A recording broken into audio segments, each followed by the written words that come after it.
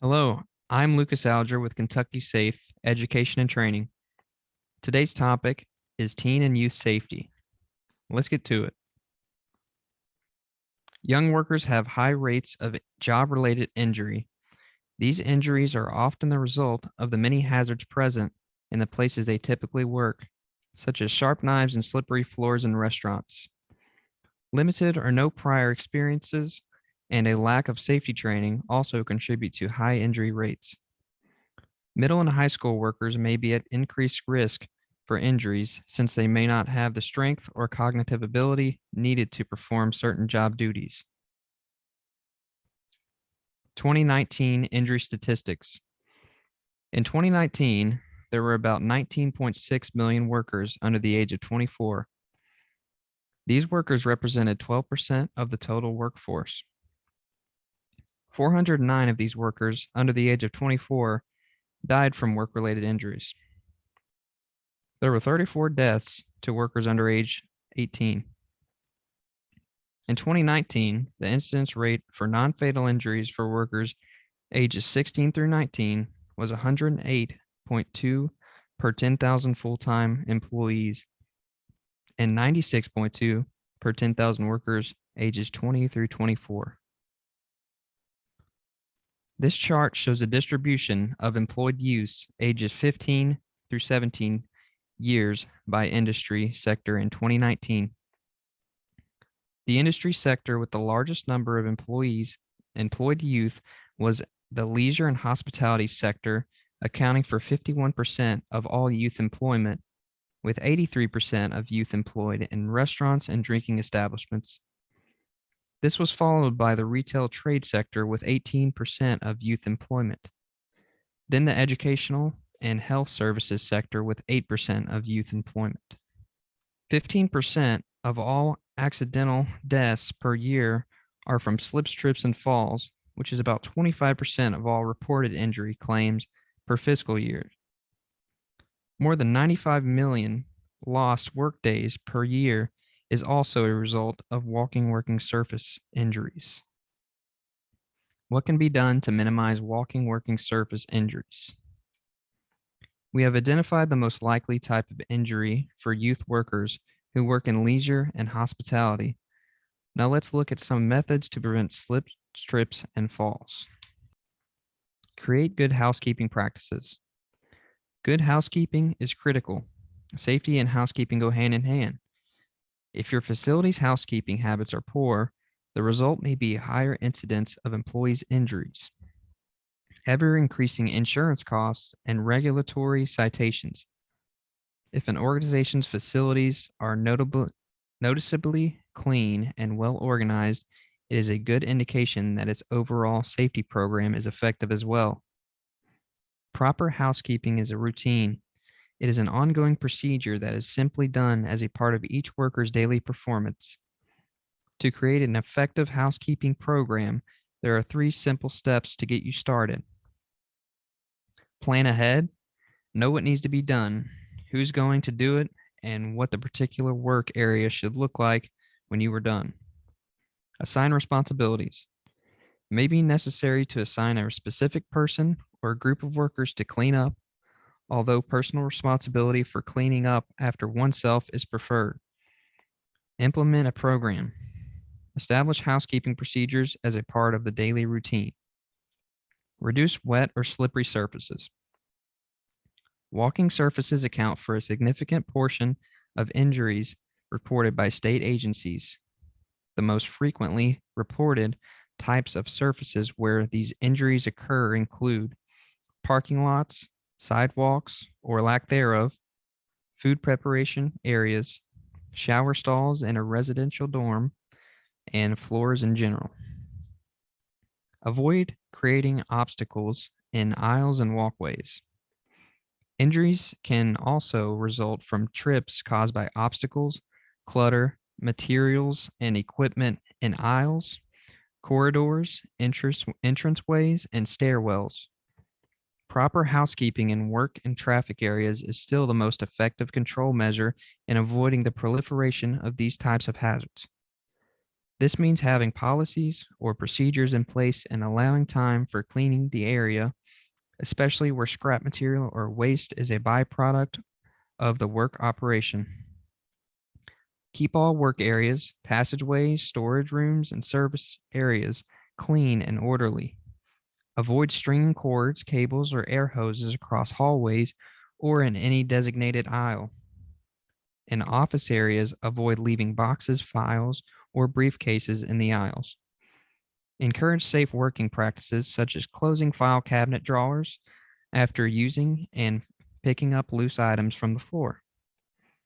Conduct periodic inspections for slip and trip hazards. Create and maintain proper lighting. Poor lighting in the workplace is associated with an increase in accidents. Use proper illumination in walkways, stairways, ramps, hallways, basements, construction areas, and dock areas. Keep work areas well lit and clean. Upon entering a darkened room, always turn on the light first. Keep poorly lit walkways clear of clutter and obstruction. Keep areas around light switches clear and accessible. Repair fixtures, switches, and cords immediately if they malfunction. Wear proper shoes. The shoes we wear can play a big part in preventing falls and are a critical component of PPE. The slickness of the soles and the types of heels worn need to be evaluated to avoid slips, trips, and falls. Shoelaces need to be tied correctly. Whenever a fall-related injury is investigated, the footwear needs to be evaluated to see if it contributed to the incident. Employees are expected to wear footwear appropriate for the duties of their work task. Control individual behavior. This condition is the toughest to control. It is human nature to let our guard down temporarily and be distracted by random thoughts or doing multiple activities. Being in a hurry will result in walking too fast or running, which increases the chances of slip, trips, or falls. Taking shortcuts, not watching where one is going, using a cell phone, carrying materials which obstruct the vision, wearing sunglasses in low lit areas, not using designated walkways, and speed are all common factors in many on the job injuries. It is ultimately up to each individual to plan, stay alert, and pay attention. Muscle strains and sprains.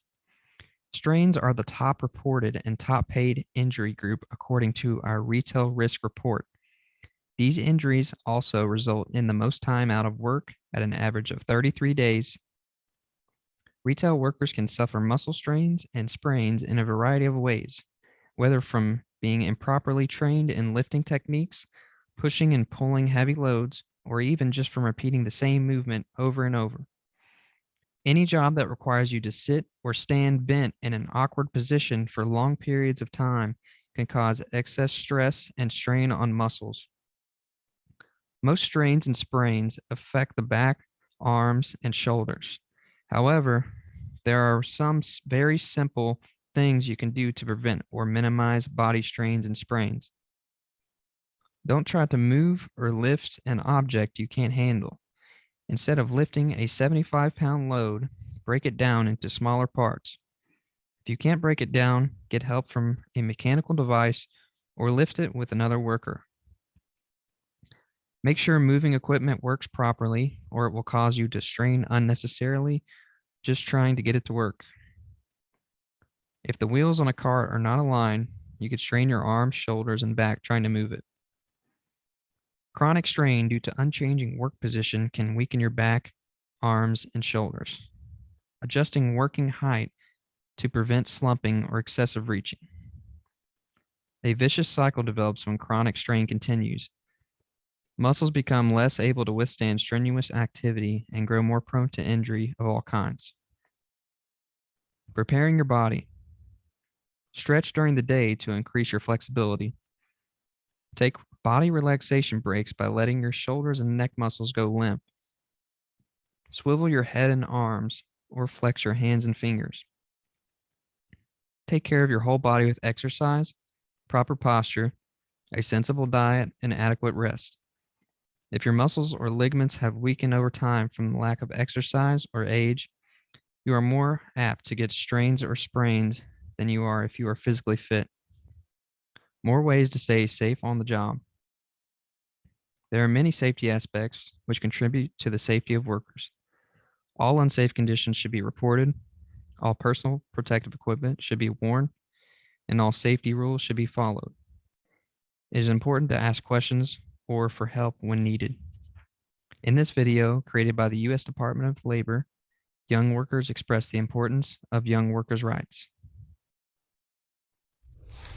I have rights. As a young worker, I have the right to say no to work that seems dangerous. To report an unsafe workplace. To be trained in working safely on the job. To be paid fairly and take breaks. I have the right to be given equipment that keeps me safe at work. To a workplace free of serious hazards. To ask for an investigation of my workplace. And my employer cannot punish me for using my voice. I may be young. It may be my first day. I could be learning a new skill. It might even be my first job, but All workers All workers all workers have the same rights.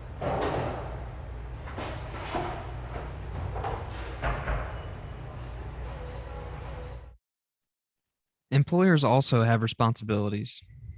Employers are responsible for communicating and providing a safe workspace for their workers. Specifically, employers need to provide a workspace free from serious recognized hazards and follow all OSHA safety and health standards. Provide training about workplace hazards and required safety gear. Communicate to workers where to get the answers to your safety and health questions. Communicate to workers what to do if you get hurt on the job. Fill your role. The employers and employees both have a role that contributes to the overall safety of the workforce. When all positions come together as a team, accidents can be significantly reduced, which will result in a much safer and happier staff. Thank you for tuning into this webinar. For more topics related to safety and health, please visit our Kentucky Safe website.